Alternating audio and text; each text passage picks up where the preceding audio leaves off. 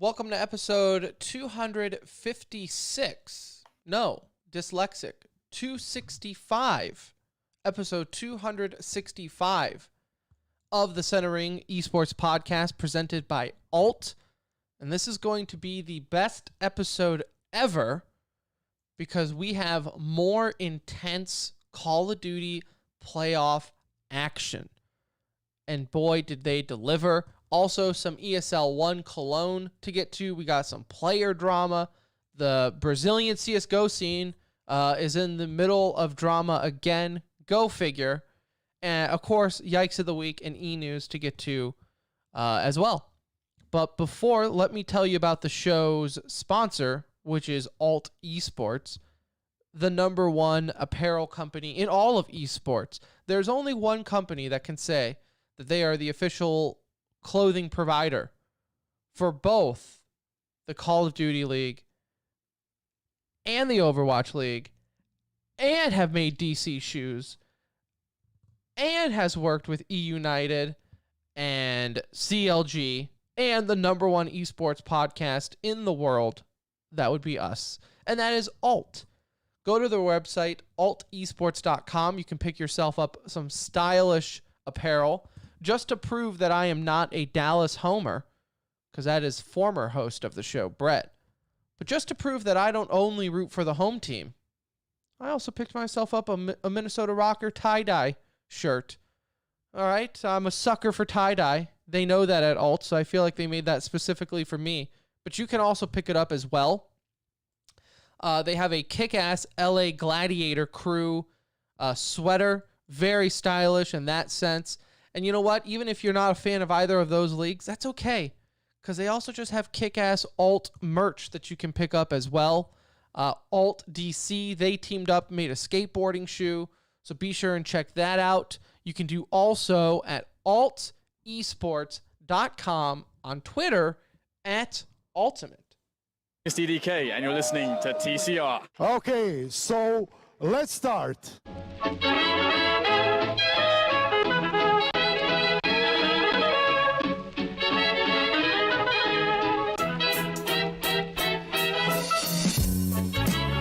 Hello, everybody.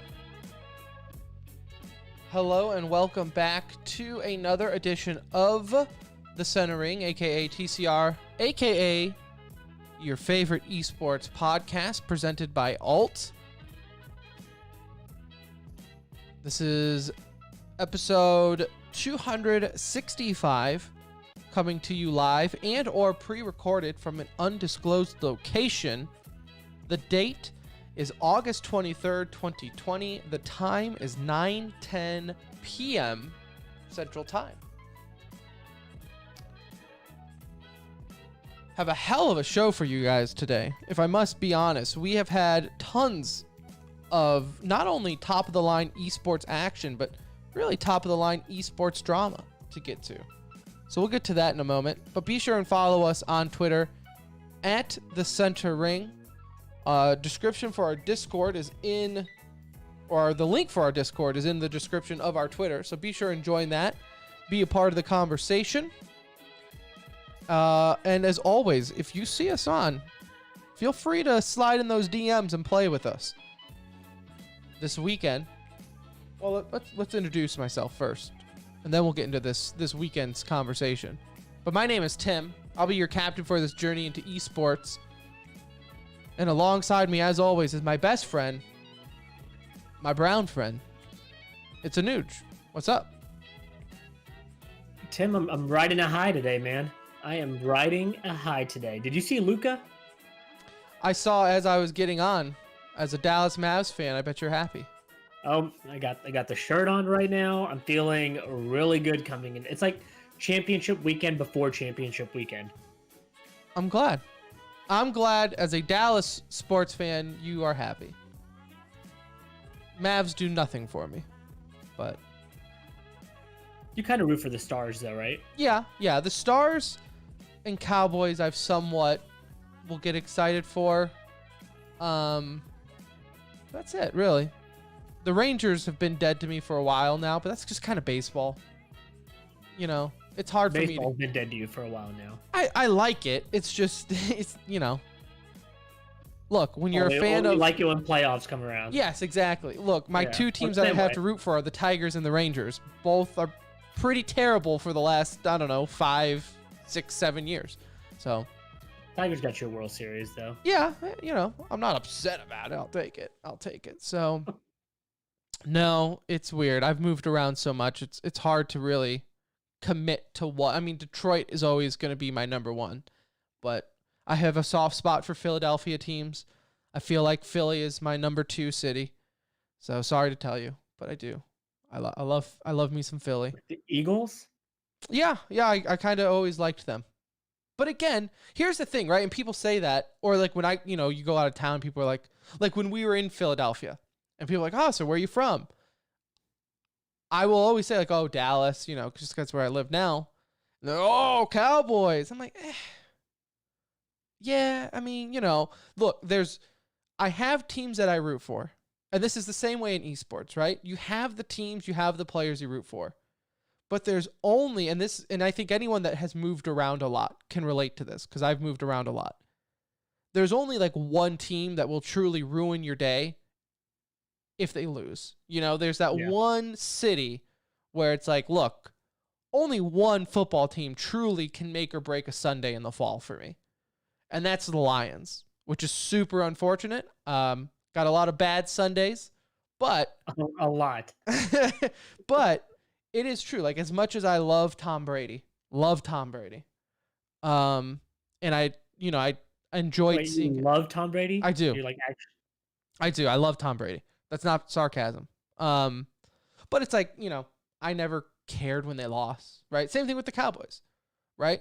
Like, when we watch a game, right, I will cheer for them. I want to see them perform, but you get emotional about it. You get emotional watching a Cowboys game. I'm like, okay.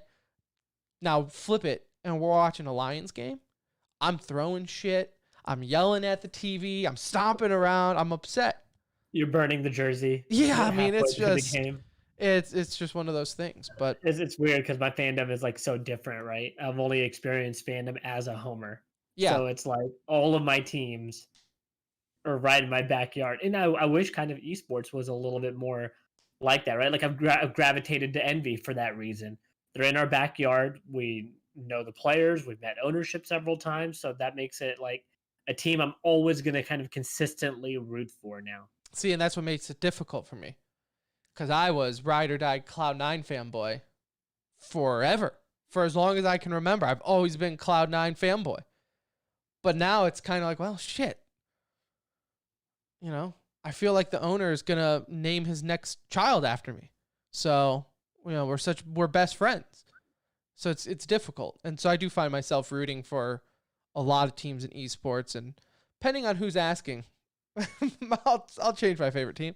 It doesn't help that Cloud9 hasn't been good in the esports that you follow recently. Yeah, it fits right in with the Detroit sports Doesn't fan. They fit right in with the Lions.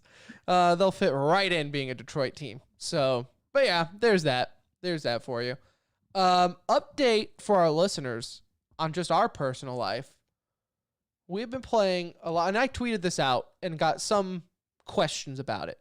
So I tweeted out earlier in the week, Anuj, that if I was young, and when I say young, you have little responsibility in life and or single to where you can commit to being a pro gamer, right? We've all, us like going for it, having the opportunity to go for it. Right. If you had to pick a game, if you were going into a game cold, not really knowing either one, between Counter-Strike and Valorant, I don't see why anyone in their right mind would choose Counter-Strike over Valorant at this point. And that's not to say Valorant is a better game than Counter-Strike, but I truly feel like it has all the fancy bells and whistles that you expect a new game to have, or games just to have now in general. And it's not complete, like it's not too far gone yet for a new player. Like Counter-Strike, so we've gone back and forth a lot this weekend playing both Valorant and Counter-Strike, which, for listeners who haven't done that, It would almost, I would have to imagine it's like driving on the right side of the road and then switching over to the left, but like on a day-to-day basis. It will make your mind into a pretzel switching over from Valorant to Counter-Strike, because there's just enough different about them where it really screws with you. My talk buttons are different, and that's my biggest killer. See, that's no, in any game, my talk button's always the same, or at least I really try to make it the same. But like the friendly fire is what gets me. I'm like, oh, Anu just sitting at that corner. I'll just toss a nade over there. I'll toss a molly. And it's like, oh, I forgot that hurts you. I can't the team shoot damage thing pops up on your screen, reminds you real quick. I can't spray through you. But my point, I agree with your statement, though. Yeah. I mean, like it makes sense if you think about it, and you're a new person coming in, and you've maybe just dabbled a little bit with both, so you're good at FPS, for example. You look at Valorant's pro scene right now, and you see teams just getting picked up, and they're like randoms that we've never really heard of from other esports. There's been a lot of transfers from other esports, but you still see new people in the scene, and there's more opportunity. Like that's the biggest thing. Again, this does not mean that we think Valorant will be even bigger than Counter-Strike someday. It could be. Like I think it has maybe the potential to do so, but that's not even what that statement is saying. It's just saying it would make more sense if you were new. Like where's the opportunity at in Counter-Strike? You're going to go grind FPL until you hit rank 10. Then you're going to be there with the 100,000 other rank 10s that are in there, and you have to find a way to differentiate yourself, find a group to play with. Where in Valorant, there's just going to be more people doing that right now. And there's going to be more orgs looking for talent in Valorant right now than there would be in like tier 2, tier 3 CS. well, and I just think too, it's just one of those things where if you're new to FPS or anything like that in general, I mean, we've said it before, so we don't have to beat a dead horse, but like even for us, when we go back to play CS, we used to be pretty high rank in CS, never global or anything like that, but close to it. Well, now we're stuck in silver hell because we took a break, we played some Face It, and now it's where the ranking system is at. Those silver matches, to where if you are truly new at the game, which is where you would be placed 99% of the time, are anything but new silver. Like, could you imagine being a new player in Counter-Strike and people are like, hey, can you smoke off forest, or smoke off jungle, smoke off stairs, smoke off CT? And you're like, what? And then that person will proceed to like yell at you for not knowing it, or it's just, I'm not saying you're too far behind the curve. I'm saying Valve and the CS community makes it hard to catch up because it's not friendly to new players. But I wouldn't say the community. That's Valve's job to like fix a ranking system Yeah. to where it would make sense, right? Like the community, if I'm playing in those types of matches, I also expect people to like know basic stuff, right? Because I'm in that match, and like I should not be in that match if everybody else is truly like brand new at the game. Now, I think like they have changed that a little bit, right? So brand new players will truly be at like silver 1, where we're like gold 1, and like kind of teetering that line right between silver and gold. And so it's like, okay, I kind of expect people now, after playing the game, if they're in my rank, they should know this stuff. Right? I have a 10-year coin. Like that's a big difference between Valorant. Valorant's been out just a few months, so everybody has a little bit more leniency towards a new player because, like, shit, the game just came out. I mean, like, hell, even for us, we were playing just last night, and this guy on Bind, we're doing call outs, and I'm like, he's like, call outs like he's main stage on an ESL Pro League. And I'm like, buddy, I don't know what the hell you're talking about. You're talking, like, I know U-Haul, I know elbow, I know showers.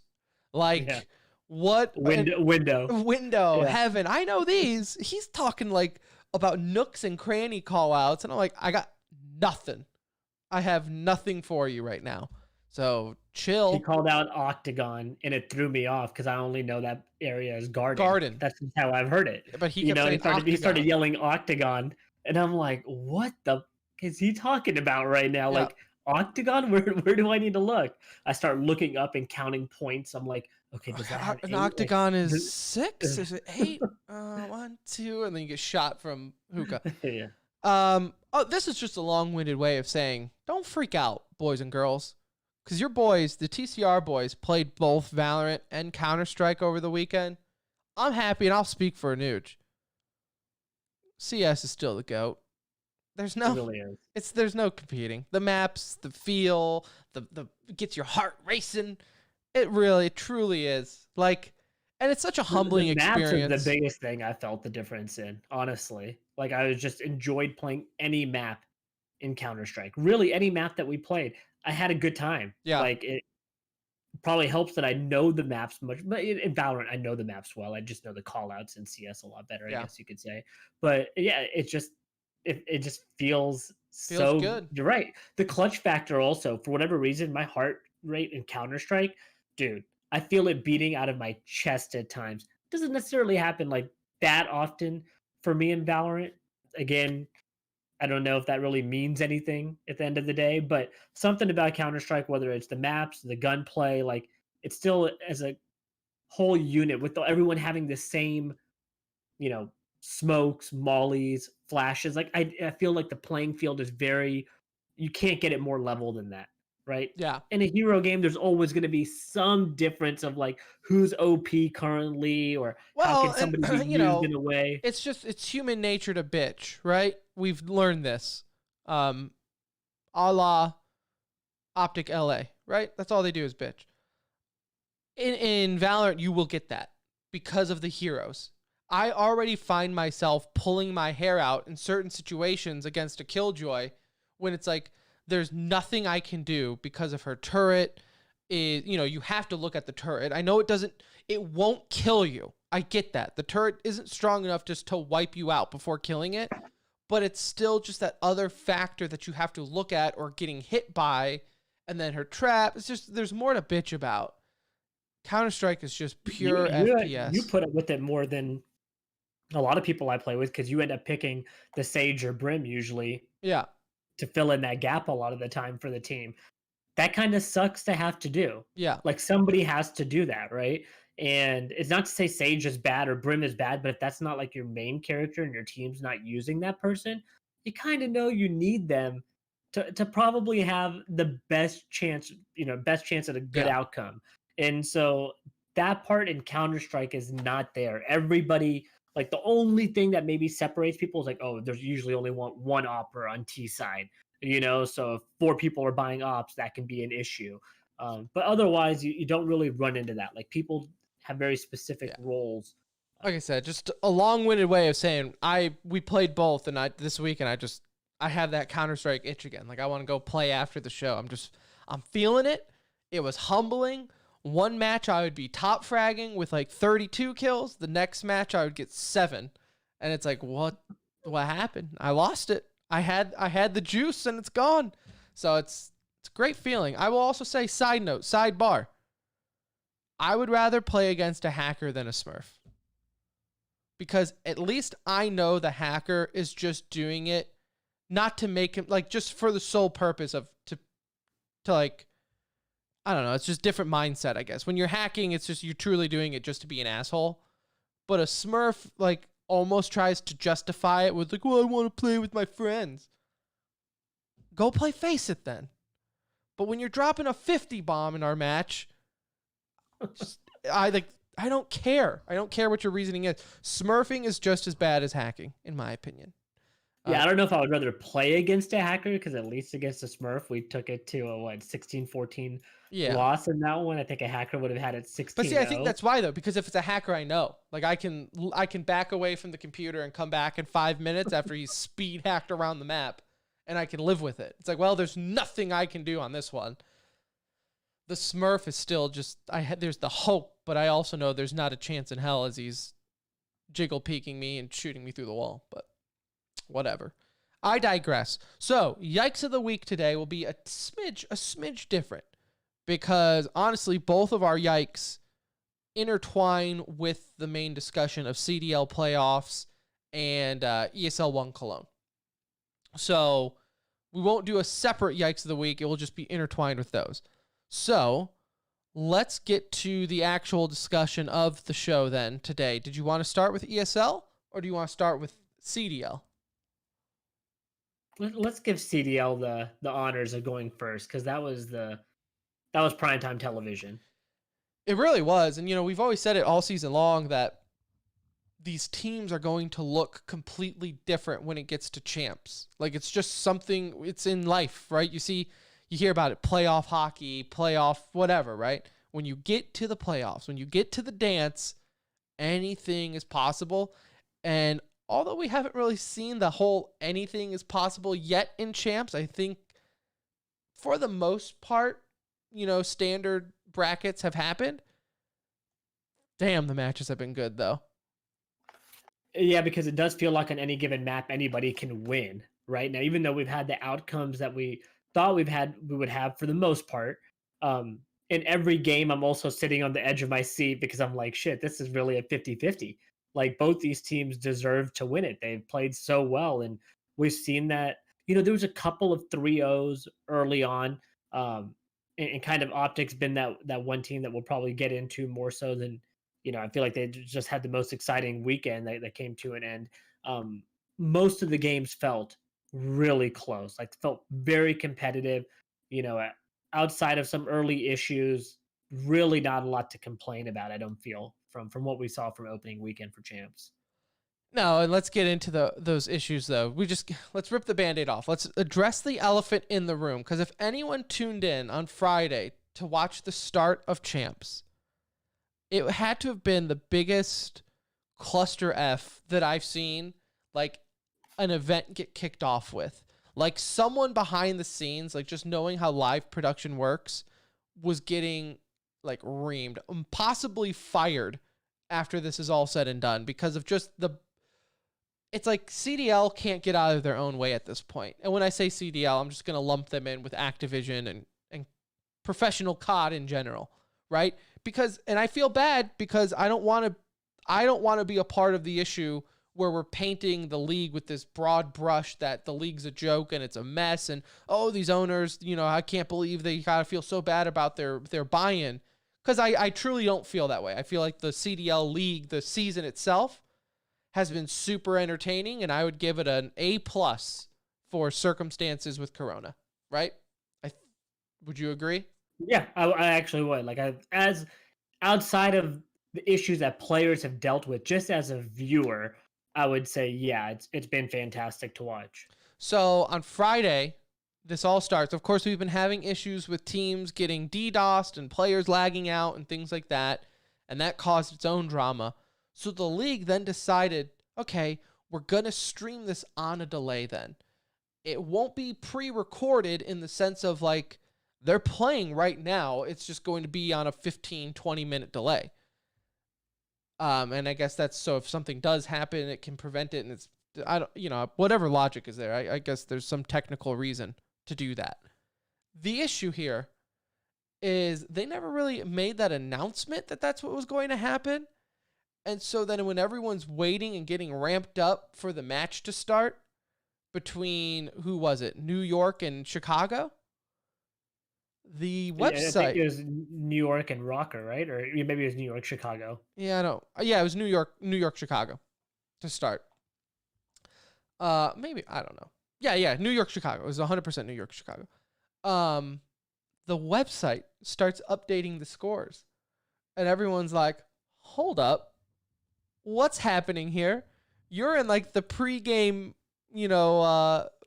post show or the pregame show, and these scores are updating, and it shows New York 1-1. Like, what's going on here, guys?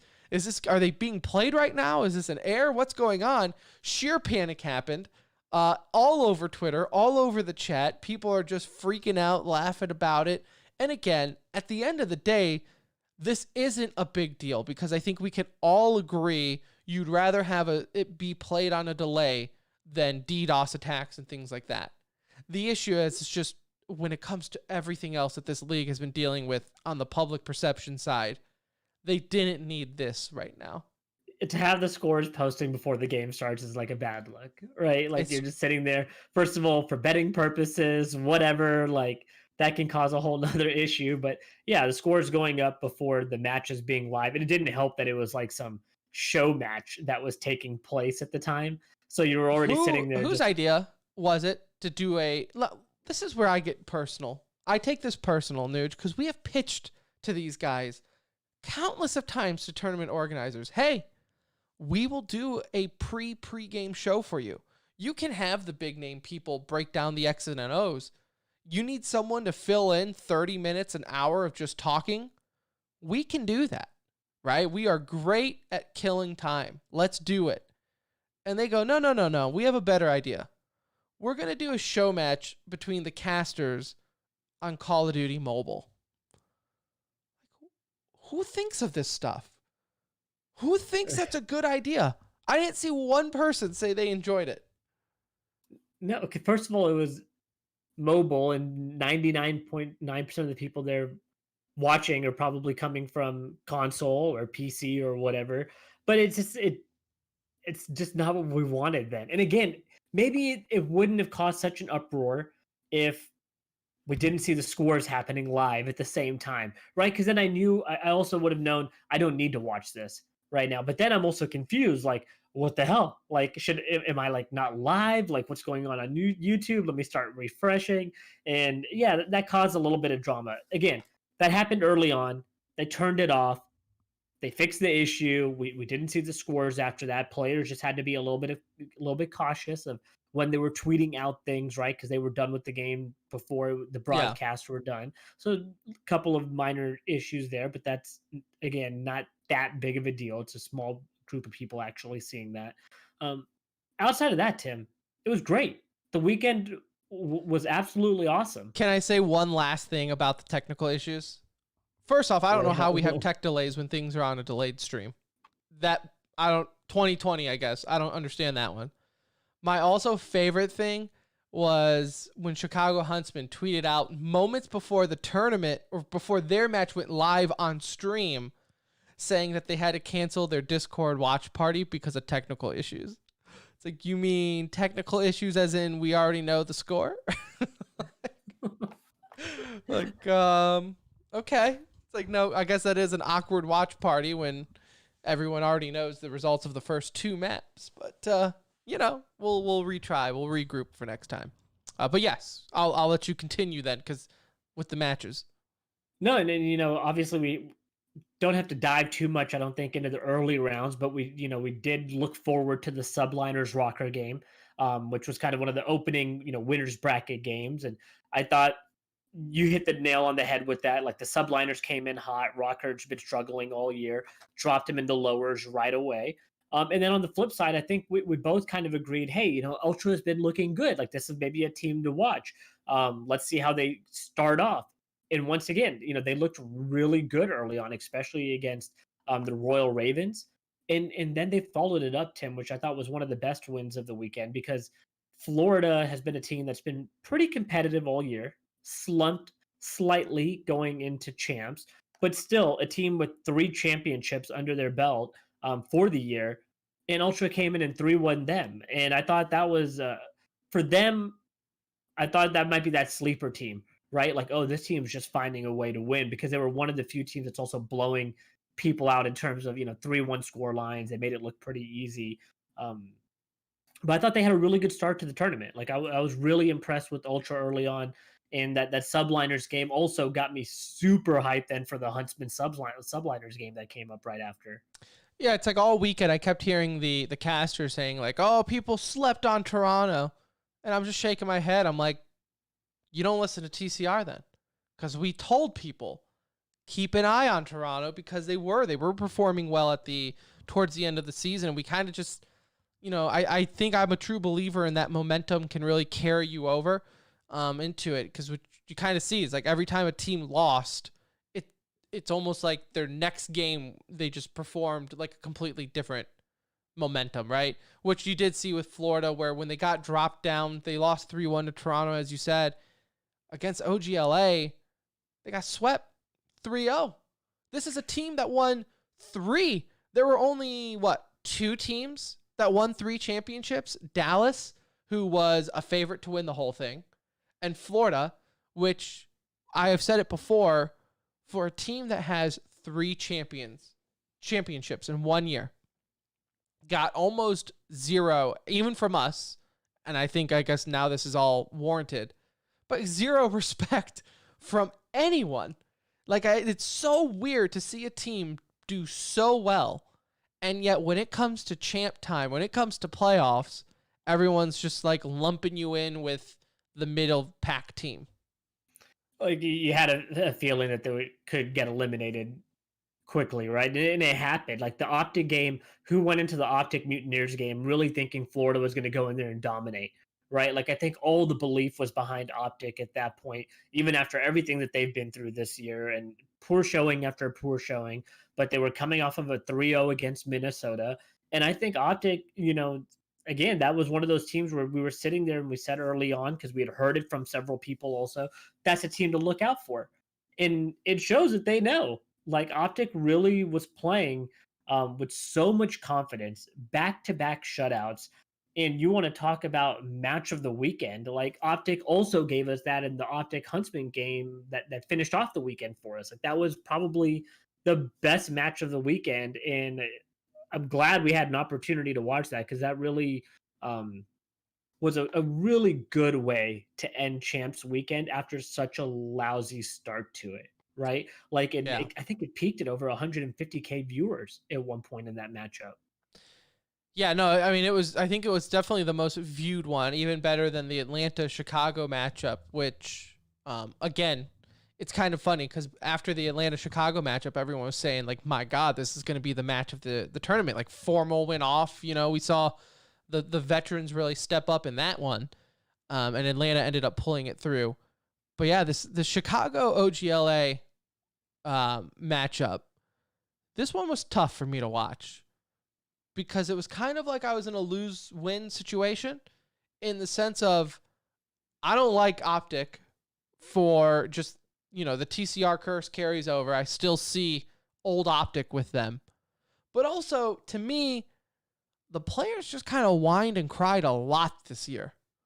I don't know I get other pros were also bitching and moaning, but to me, it was like every time you opened up Twitter, Slasher was crying about something about the game.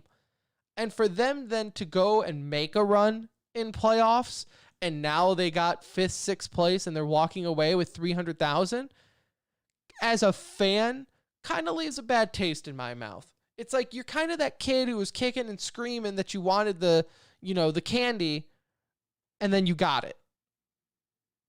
Yeah, you're right, though, with that being kind of that odd matchup in terms of how I felt going into it, because it was old Optic versus new Optic, right?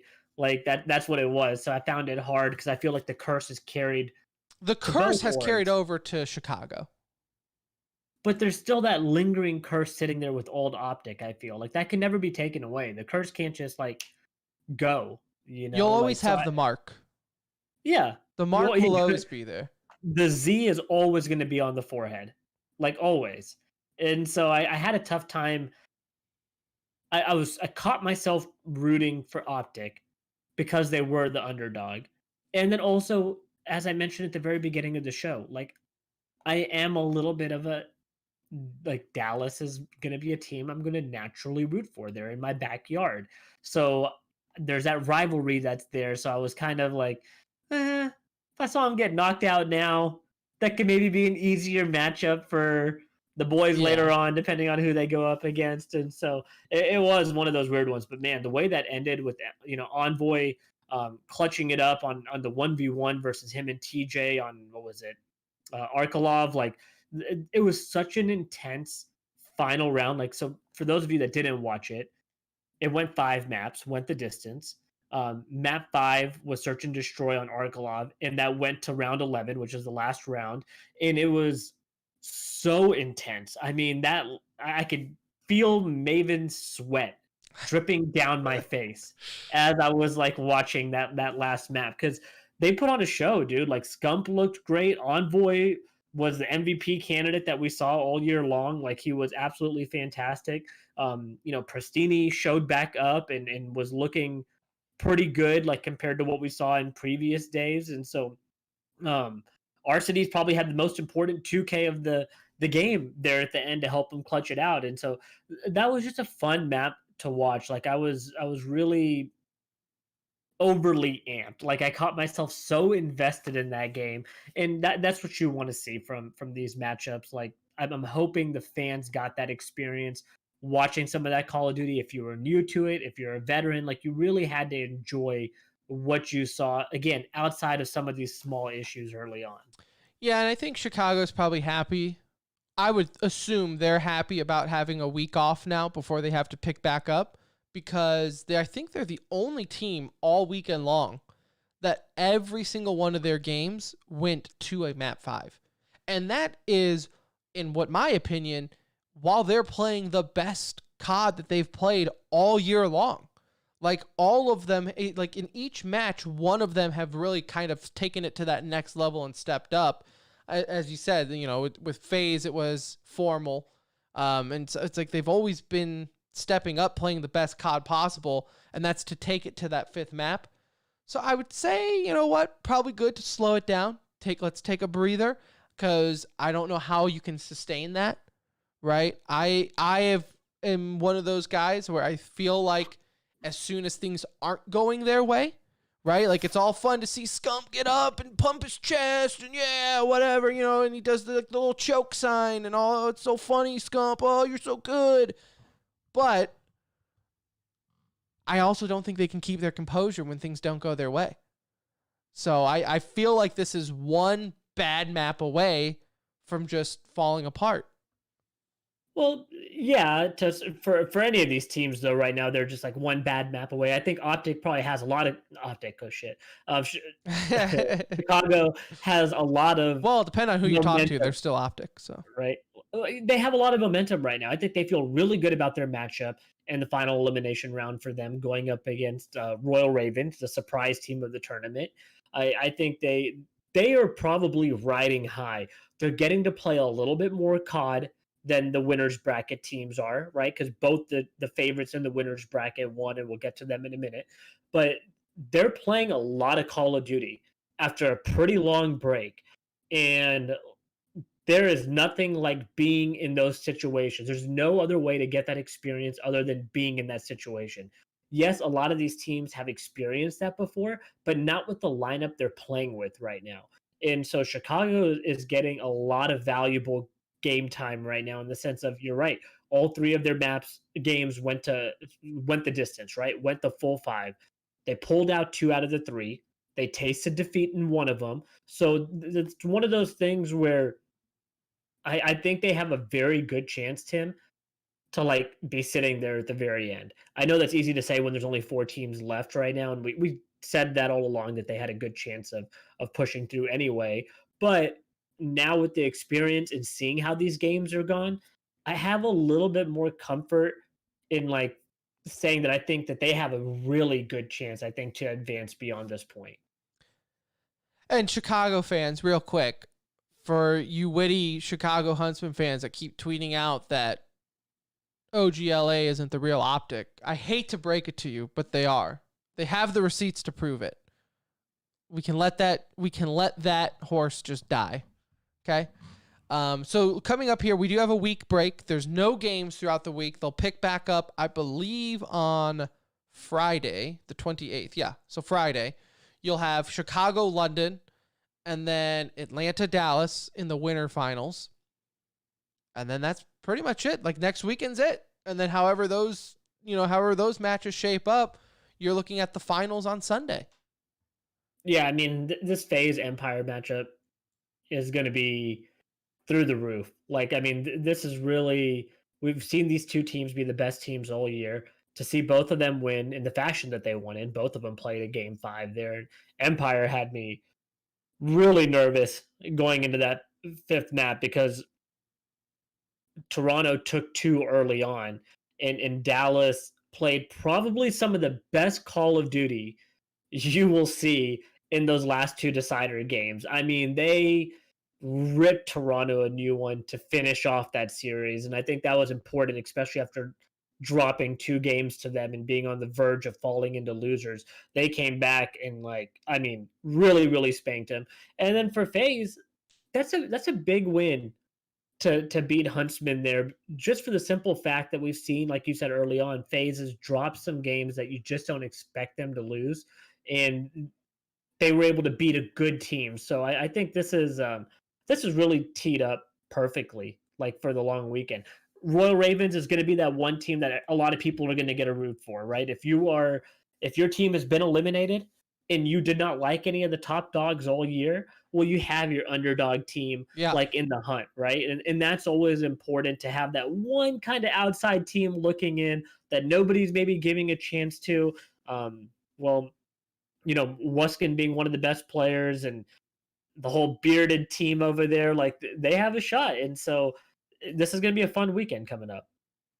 I still am confident with Dallas and Atlanta in the finals. And dare I say, I think it's whoever will lose the Atlanta-Dallas match will win the finals. Yeah, Because I feel like I'm not whoever so will confident lose, that the betting odds will be with them for sure. But I think if Huntsman advance into the elimination finals, I think FaZe would beat Huntsman again if they played. I think Dallas and Huntsman could be a mind game type situation, and whoever starts off hot in that series would like win that series, I believe. So I think game one would be the most important game between a Dallas Huntsman matchup just because of all the history that's there and what's gone on this year. I think whoever would win like game one out of Dallas and Huntsman would probably take that series in my mind. we'll see. So we'll have next week, and it'll all wrap up. So stay tuned to that. We'll probably do watch parties in our Discord for next week, definitely. So just hit up in the Discord, join there, and make sure for when you see us in there, hop in and join in on the action. Speaking of action, we also had some Counter-Strike action with ESL 1 Cologne still going on. We'll start with a little bit of the drama just so we can pick up with Yikes of the Week here. And I guess you can call this on the EU side just because that's where MIBR is currently at. But they find themselves in the center of the drama yet again, as Brazilian Counter-Strike has proven once again they do not like being the butt end of a joke. They have no problem sending their entire fan base at one particular person or team and basically having them threat their life for like a 48-hour period. They have no problem doing that. But don't you dare make a meme about MIBR, or Taco and every other Brazilian out there will tweet about how you just disrespected their family, their loved ones. Like, it's just, I don't know how to feel about this. Yeah, it felt like an overreaction. A little. He could have simply ignored it, and it doesn't help that he didn't back up his like Twitter rant with like a good game, like he was the worst performing player in the next series where they got eliminated. And so like again, I feel like if they were playing well and somebody made a meme about him, okay, come out and talk because you're backing it up on the court, right? Like you're coming out, you're winning games, and you want to go back at him, sure. When your team is underperforming and then you act like you get all pissy, it's just a bad look, And then Taco started blocking a lot of people that were mentioning MIBR, and that's unfortunate because we've met Taco, we've seen him in also several interviews. He's been in the scene for a long time. Like he's genuinely, I feel like one of the good guys, right? Like Yeah. he seems like just a genuinely good dude. So it was unfortunate to see him in the limelight for this reason, but yeah, he took it overboard. Like it was embarrassing because they went out and then got spanked in losers bracket, and it's just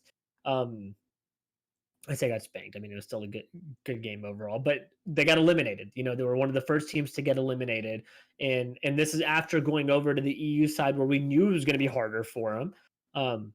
But you didn't do yourself any justice because now NA looks like a little bit more of a joke to the EU side because one of the best teams from NA couldn't make it out of any of the group stages. So, yeah, I mean, a bad look for the Brazilian base, but mainly just Taco. I mean, like Taco is the one that came out and was very vocal about it. And, again, terrible showing by him in the final series against FaZe, and look, here we are. Like they're out of the tournament. Like they're going to be a non-storyline going forward.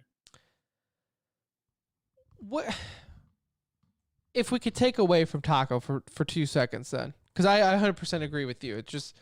It was chaos, made a meme out of their trophy case, and he just got. I think it was the emotions got the best of him. Because like you said, we've met him before. He seems like a good dude. But partially the fact that it was chaos, right? Like making the meme, and chaos had just beat Furia, I believe, and like it's just. Yeah, I think it was a little bit of the fact that it was chaos. But that being said, I do think it also has a bit to do with Taco, what has been on MIBR since their glory days of luminosity, right? So for him, like he still mentally probably thinks he's like leagues above chaos when in reality, they're almost pretty much even at this point in the game.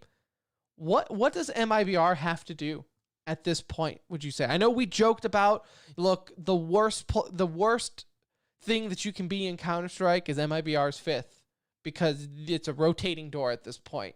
Like Fallen, Taco, Kane, like they're just not leaving anytime soon.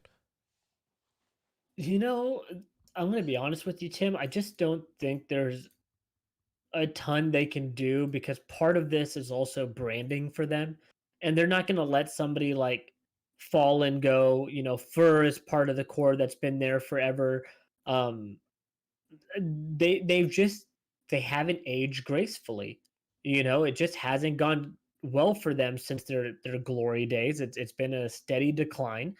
They haven't been able to find cohesion within their 5th player, and I just don't think there's one easy solution.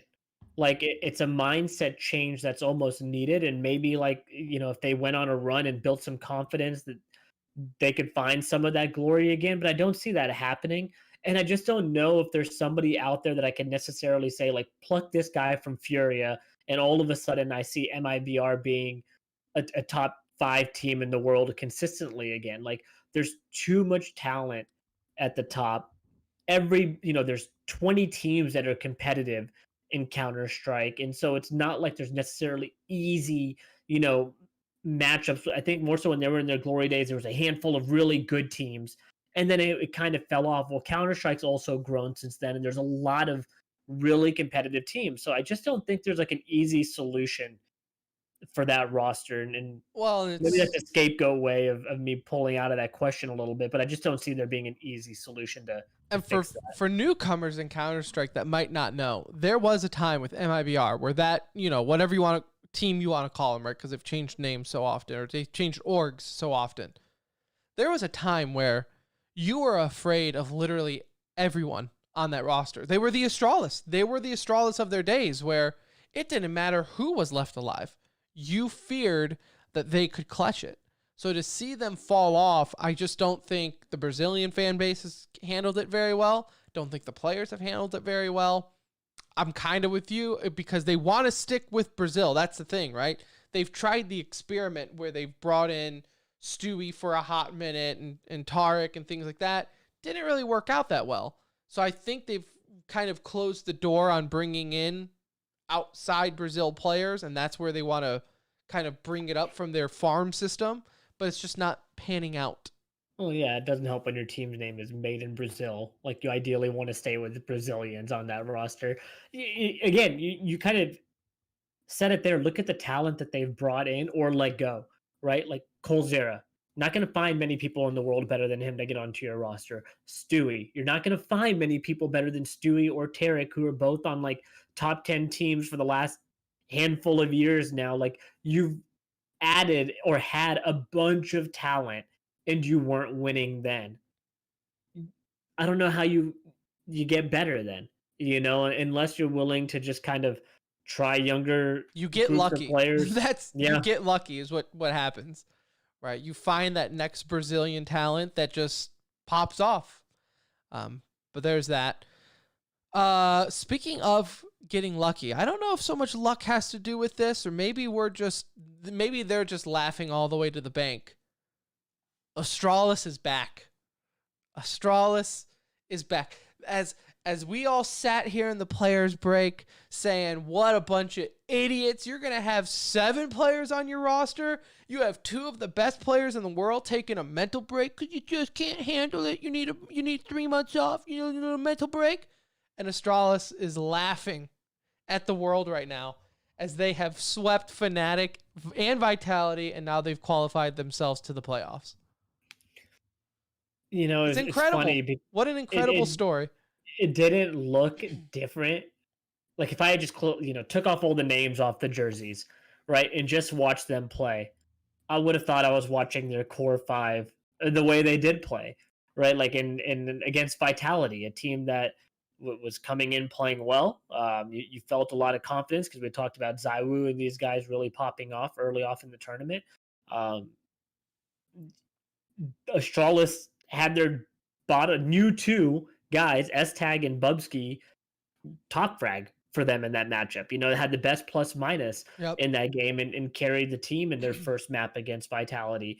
And you're right. Like they just, again, it's why you can't count out a champion. Like you really got to knock him out. And for all of those people that have them, I understand the ranking system, the way it's done, but like to see them ranked in the low teens or whatever the heck it is right now, prior to this event, you felt like a joke. This is why we joked about Big being number 1. Like it's not a knock on Big and saying Big is a bad team. It's just, you're not the best team in the world. You're not number 1. Like you still got to get through teams like Astralis. Big got knocked out right away from this tournament. You know, like the number 1 team in the world was out before they could blink. But Astralis, dude, you're right. Like they looked fantastic. They've locked their ticket in to the quarterfinals. And again, the way they played, I'm not going to sit here and say I'd be shocked at all if they won this whole thing. Like couldn't name one team out there that'll be an easy victory for them. Yes, I think it kind of just speaks volumes to like the org themselves, right? Like we've always pumped Astralis' tires about their coaching setup, their way of thinking, right? Zonic's next level thinking of how to use utility and like how they kind of set that trend, right? And other teams have copied it from there. I think it definitely shows just like if you have that base, if you have the foundation, it is possible to take these pros that people would normally consider stale, right? Like, S-Tag, he is what he is. He's going to be a constant kind of low tier 1, tier 2 player, hover around there. But if you put them in the right system and work with them and not just try to fit them in and say, okay, you're the 5th now, go at it, Tiger, and say, no. This is how we do it on this team. We're going to teach you how to play the Astralis way. I think it's proving that if you have that foundation, you can pick up that 6th, 7th player on the bench, have them fill in, have your guys take a break, and perform decently enough at these tournaments to where you're not just throwing them away. Yeah, it's kind of the New England Patriots effect, right? Yeah. Like to have long-term 100%. success with a bunch of different players. Really, the constant is Tom Brady. Well, the constant here is who? Like Device. You know, like you still have your superstar player to play around. And if everybody else is doing their job, you're going to win games. Right now, it helps that all these other guys are superstars in their own right? Like Magisk, proven winner. We constantly see it with him. Obviously, it's the 2 new guys were not low-tier talent by any means, though. They brought in, like, good players, but you're right. They taught them the system. They showed them, hey, this is the way. Like, this is how we're going to do this. This is how we're going to win, and we're going to follow Device, Magisk, Dupree, and you play off of them. And they did more than enough. And if I were other teams, I would genuinely be just as fearful of this Astralis as I would if it was Glaive and Zipnix in the lineup. Not to say that these guys are just as good or better, but you see the play style didn't adjust to fit those guys. Those guys adjusted to fit Astralis' play style. And I didn't see much difference. Like I really didn't. Watching them, I was like, wow, this looks like a team that would, if the major was today, they look like they would be a heavy favorite once again going into it. Yeah, so that's it's just exciting to see that system work out that a lot of people had doubts. Now, this is only one tournament, right? Our tone could be changing drastically come next event and things like that. But for right now, Astralis gets to say that it's working. But it's important because they're doing it in a tournament that like matters to everybody, right? There's been Yeah. other events that have happened, but they're not considered like top tier events. Like these guys come to play when it counts the most. And that's why I am getting hyped up about it, is because they're doing it when the most is on the line. And that's what you want to see. Astralis wasn't playing great heading into the major last time around. And yet, everyone was riding Liquid. They had got the Grand Slam. But what do winners do? They win. And that's what you're seeing again in Cologne. And look, this is the biggest tournament we've had of the year, in the sense of like, we've had a lot of the leagues go off, but I feel like Cologne stands on its own ground, whether it's on LAN or not. It's still Cologne. And, you see Astralis doing Astralis things. No reason not to be excited about that. Real quick, we can kind of run through some of these honorable mentions for teams. Shout out to number 1 team in the world, Big. You went 0-2. You're out of it. Lost Nip 2-1 in the lowers bracket. Shout out to Mouse. I don't know what happened with them. They're still struggling to even find what way they had. There's talks now that they might bench. They did bench Woxic. Well, yeah, so they did bench Woxic now. That was rumored earlier in the week, but they did bench him. They did just sign. I'm forgetting the guy they just signed to be their 6. Do you have that in front of you? I'm blanking on the name, but they did just sign someone, so I assume he's going to slide in. But for me, I think the talking point here needs to be the clock is ticking for Rops. He's looking around saying, I've been with this org for a while now. They did give him his start. He might start be looking a little elsewhere, though. Like, they added Bimus from, what was it, FaZe? Yeah. Yeah, so that's who the new 5th is for them. But yeah, you're right. Like, I don't think Rops is necessarily looking to jump ship right now, but you're probably at this point like But I wondering. think other teams now, like he's in the crosshairs of, if a team wants to look for a 5th or a new member, Mouse is probably in a position to sell, right? They're probably looking at some type of turnaround or getting some type of profit on that. Rops is probably okay leaving the roster at this point. If he could be a piece to go into a roster, right? Rather than a roster being built around him. But if he could go into a roster, almost think of it like a KD situation, right?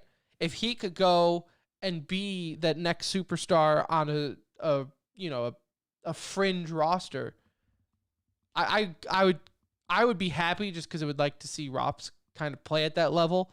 Mouse hasn't been on that level for a long, like, it's like they got to like number 2 in the world, everyone was saying, then there's a break, and then I felt like all year it's been them just struggling to get back to that part.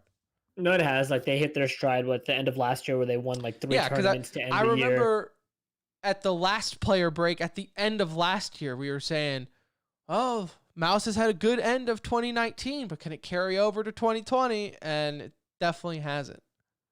Yeah, like the only thing that buys, I think, time here is because of the COVID situation. Everyone's wanting to see how everyone performs on LAN again, but time's ticking, right? Like they obviously realize that with the change that they just made. I mean, they're feeling the pressure over there, but they also set themselves up for this situation. Like they added a 6th for this reason.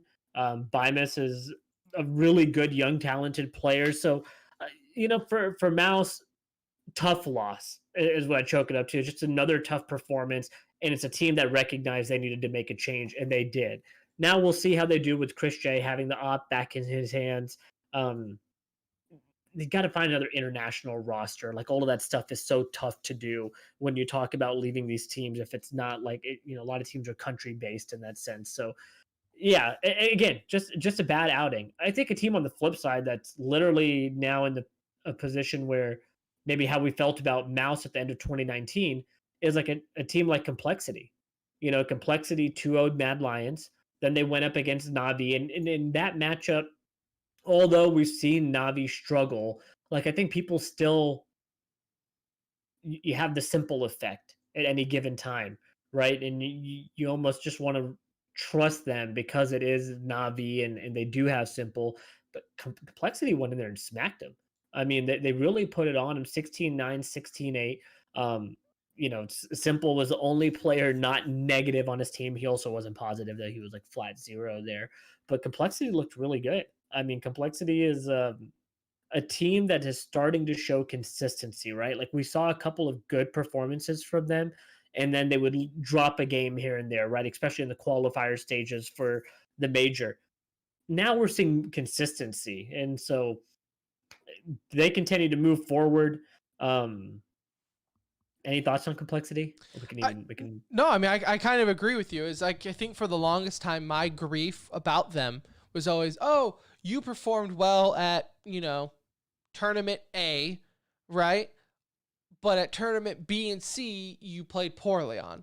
Or, okay, you won this random DreamHack event, right?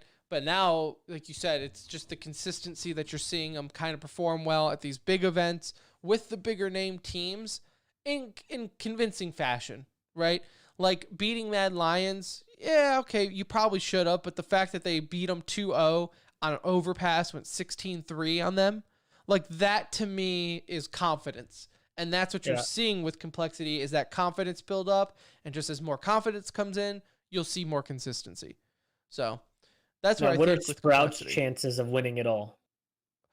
Yeah, right. Like, but that's the same thing, right? Sprouts is one of those things where I felt like we kind of thought the same about Complexity maybe a year or so ago, right? Where it's like sometimes you'll randomly see them in these tournaments and you'll be like, oh, Sprout, I remember you, right? You were been in tournaments before, but then they just kind of will lay an egg and move on.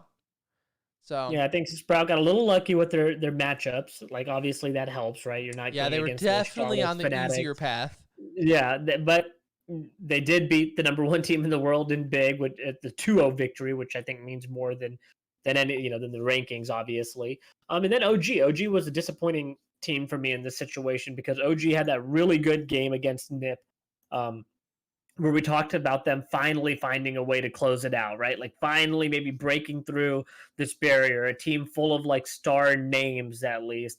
And then you lose to Sprout 2-1, and you get 16-3'd on Nuke. Like it's just a pitiful performance to end out that series. And so I don't know what to make of them again at this point. Like every time I start to have just a little bit of faith, I sit there and I'm like, oh, are you going to beat Mad Lions in the losers bracket? It's like a 50-50. Yeah. That's truly how I feel about them. I think the winner still comes out of this bottom bracket. Ultimately, at the end of the day, that's where we have a Strawless, G2 still in the mix, Fnatic still in the mix, and then the lower bracket game of the tournament that's coming up, FaZe and Vitality. Like that's 5 or 6 teams right there that I think any one of them could legitimately win this thing out of Group B. Yep. So we'll see more of that action, I think, tomorrow, the 25th. Yeah, they're doing like one game a day pretty much for the rest of the week. So you're going to see one game a day up until the quarterfinals starting off. All right, so there's that for you. I think tomorrow might be a day off for the EU side. On the NA side, not as much action going on here. As we said last time, you're watching NA to support North American Counter-Strike. I would have to imagine this is what soccer fans in America feel like watching the MLS. Like, it's soccer and you love soccer, so you're watching it, but you also know this is not the best and any of these teams couldn't hold a candle to EU. And so I feel like that's what we're watching right now with the NA side, because it's just like Liquid against EG has been lackluster. If you went back and watched the Liquid EG game, there were times where you thought Liquid might have been able to handle it, but like on Nuke, they just also seemed extremely lost in certain areas and like pushes. And what was funny is just even in our pug, right? What was I yelling at someone for doing? Taking their dime, putting the bomb down, right? Liquid was doing just that, where it's like, dude, they're pushing you. Put the bomb down. Who cares if you have it at the exact pixel that needs to be for this smoke? get it down, and then play off the bomb. But you can tell new roster, new coach, maybe one or two extra voices in the room at the moment that maybe not have been speaking up before, trying to help out, the roster. I'll give them some grace. Look, this is a big tournament, and I know NA isn't that big of a side, but Cologne is a big tournament that means a lot to the players just for the name. It's a tough tournament to go into with a new roster and coach. It is. I don't want to toss Liquid away, but it is, it's... Unfortunately, Liquid just has one hurdle to overcome, or fortunately or unfortunately, they only have one hurdle to overcome in this tournament, right? Even with the new roster, new player, and a new coach, this is a very winnable tournament for them. And I think even to come out losing this event should still be disappointing because Evil Geniuses is really your only competition, right? Like it's your only competition to be holding up the trophy. And so you want to be a little bit more competitive in those games, I feel. Grim was the lowest performing player, but not, it didn't really feel like he was the reason they were losing. But they only have one hurdle to overcome. And that's Cloud9. Yeah. So the expectations are slightly different than if this was Cologne on LAN, where when you're playing against the EU side, then you can start saying, oh yeah, they have the new roster, they have the new coach, like they get a little bit of a pass here. No, you got one team to beat in this event. You got to beat Evil Geniuses. You got to find a way around them. Everybody else, like you feel like you should handily be able to beat, right? And now are they on the outside looking in? Yeah, that's why they literally, their one hurdle is, you thought I was being sarcastic. It is Cloud9. They play Cloud9 on the 26th. Winner moves on. Loser goes home. Do you think they're nervous? I definitely think so. I think Liquid, in a sense, they did beat Cloud9 2-1, so at least the one team that you have to play is the one team that you already beat. So maybe you can hang your hat on that. But I'd have to imagine the little doubt monsters are creeping in, saying like, oh God, please do not lose this to Cloud9. This would be a devastating loss for Liquid. For Liquid fans to lose to this version of Cloud9 would be devastating in Cologne. And to Cloud9 fans, it's really like you don't even care if you win the tournament. You just want to take this is the finals. This is the great. If you're a Cloud9 fan, this is the grand finals. Okay, it doesn't matter what happens after this. This is all you want. So there's that. On Group A side, again, nothing too exciting happening. Honestly, the most excitement out of Group A was Chaos making jokes about MIBR over the weekend. I don't know what to think of that. Chaos did lead the group, though. They were 2-0. And 2-0. Gen G, another disappointing out. They went 0-2. A little disappointing there. I'm kind of surprised 100 Thieves is sticking around as much as they are. I'm surprised that, they were actually able to defeat Gen G. I still have my doubts on the 100 Thieves roster. But Gen G is kind of struggling. For the same reason, like 100 Thieves roster has always been a roster that, again, they could win a tournament randomly or get top 4 in the major, and it'd be like, oh, wow, look at them. They're on the rise. And then they would fall off. And so they have talent. It's just tough to consistently believe in them. Yep. So there's that. There's the NA side. Quick and easy, 2 groups, 8 teams. You'll love to see it, or not. Might actually be better to see some more NA talent in CS. But alas, maybe one day. Not really, because they're all going to Valorant. Which is true. It's not a lie. It was true. Just true. Let's get into some e-news as we wrap up the show. Have a little bit to get to here.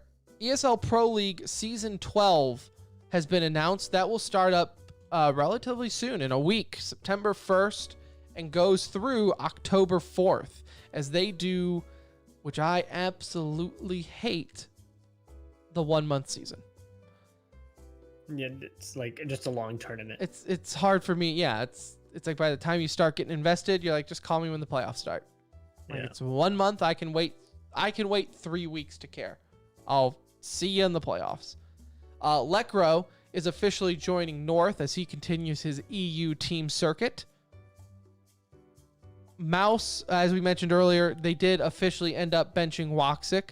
And this is the strangest story, and I'm kind of fascinated to see where it goes. But Pronax, everyone remembers Pronax, right? Former Fnatic, now the founder of Godsent, ended up tweeting this very odd tweet about how his company, which I assume is Godsent, is what he's referring to, is creating lies about him and trying to force him into a mental hospital. I don't know if there was something lost in translation with those tweets, but that's what like Twitter Translate gave us off of that. But like So he I'm gonna also go had with some it. It's other. like- It's like everyone, like even in the comments, were like, okay. So It's gonna be. I'm very curious to see where that goes. I always love the person saying they're trying to get me into a mental hospital plea, because isn't that what someone who needs to go to a mental hospital would say? It's the perfect like crime, right? To be like, I think this person needs to be in a mental hospital. No, I don't. Like, of course, That's what you would say. that's what you would say, right? That's what Yeah, you I mean, would say. I hope Pronax. he is safe. Like you don't know how serious of a cry for help that was, right? Like It's listen, Anuj. If I'm ever putting you in a mental hospital, number one thing I'm going after is your phone, so you can't tweet about it. Like number one, if I'm putting you in a mental hospital, I'm taking away your phone. So that is kind of like rule number one. Like Sarah Connor didn't have Twitter to say that she needed to get out of it. So there's that. There's for CSGO. In Dota e-news, a follow-up on a quick story we did a couple weeks ago with Dota Pro Last Hero. If you remember, he went MIA about what was it? Maybe 2 weeks ago now? Seems so long ago, but he went MIA during a protest in Belarus. Belarus? Am I saying that right? Well, long story short, they ended up finding him. He is claiming that he was arrested, which has pretty much been confirmed, beaten and questioned by police officers. So sounds about right for that area. so I believe you. So Yeah. good to see that he's back, though. He is back with the team. Obviously, they said taking some time off, but good to For see that personal reasons. turned out right. Riot has announced that they are switching the remaining games for the LCK, which is the Korean side of things, for the summer season, all to online. And that is including playoffs, the upcoming regional finals, everything there. So how many times are we going to dance this dance? Seems like should have just been that from day one. I mean, but why sure. are we trying to force something? Just put it online and let's go. All right. Why do we have to keep teasing people with these LAN events? And speaking of the other ones, we already have some teams that have qualified for Worlds. G2, Fnatic, Liquid, and FlyQuest have all made it. Rogue is in the play-in rounds. C9 was actually sent to the losers bracket by FlyQuest. And I say, good. Good. As a C9 fan, I don't want any excuses to say why we had an easy road winning Worlds. Send me to the losers. We'll climb it. give We'll climb me it. the toughest mountain to climb here. Give me the toughest. I don't want to climb a hill. I want to climb a mountain.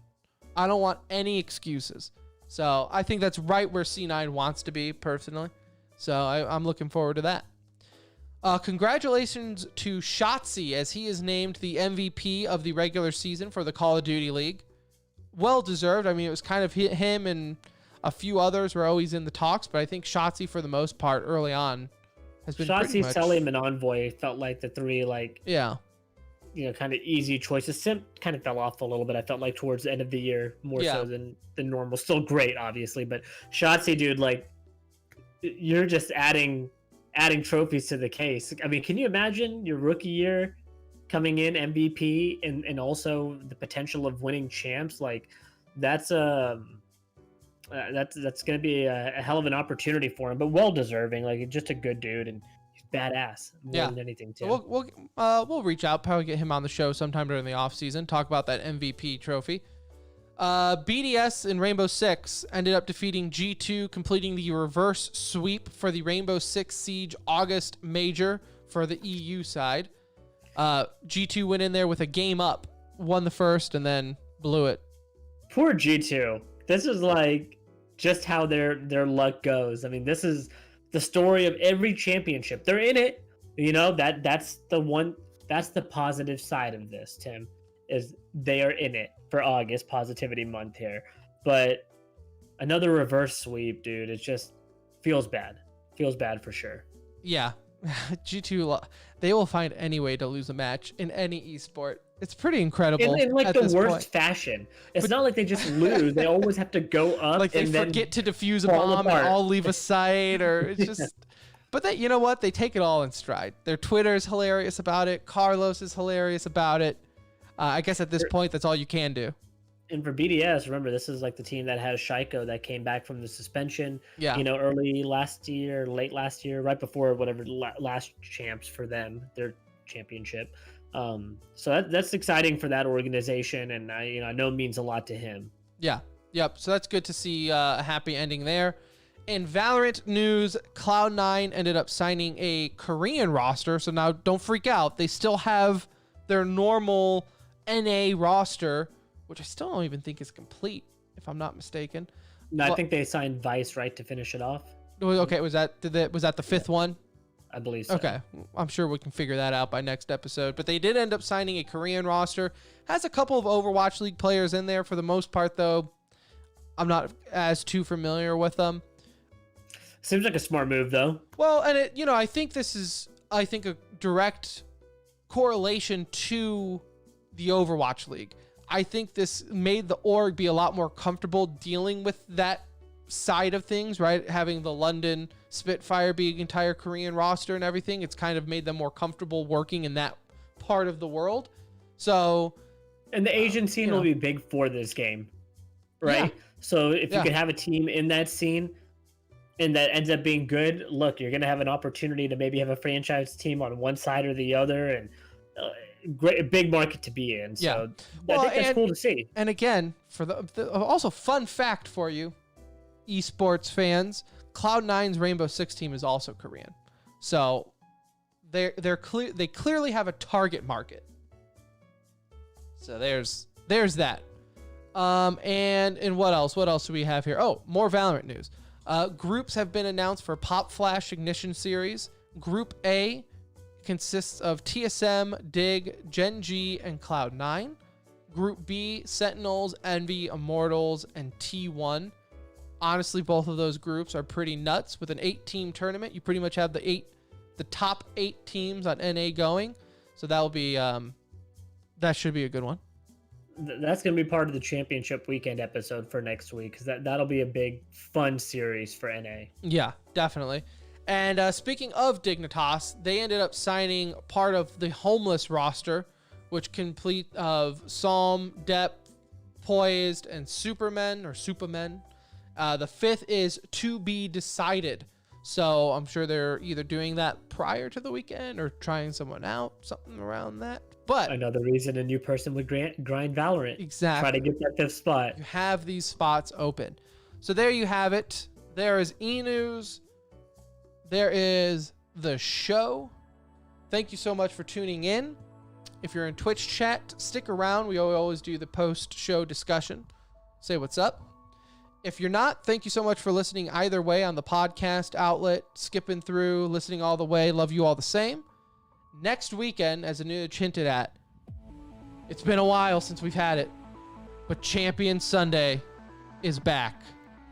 So we have Call of Duty Champs, ESL Cologne, and the Valorant Ignition Series all next weekend. So big episode next Sunday.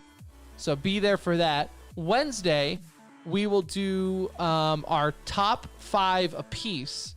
Our top 5 best feelings in esports or gaming in general. So be tuned for that. We'll go live 8:30 on Sunday for Thursday's show. On Wednesday for Thursday's show. Whatever. You know what I mean. I do. You know what I mean. The days just roll together. But there's that. That's it for this episode. Again, thank you so much. Follow us on Twitter at The Center Ring if you're not doing so. If you're on iTunes, go ahead and leave a review. Let us know what you think. We do enjoy reading the comments. And join our Discord. But for Anuj, I'm Tim. We'll see ya.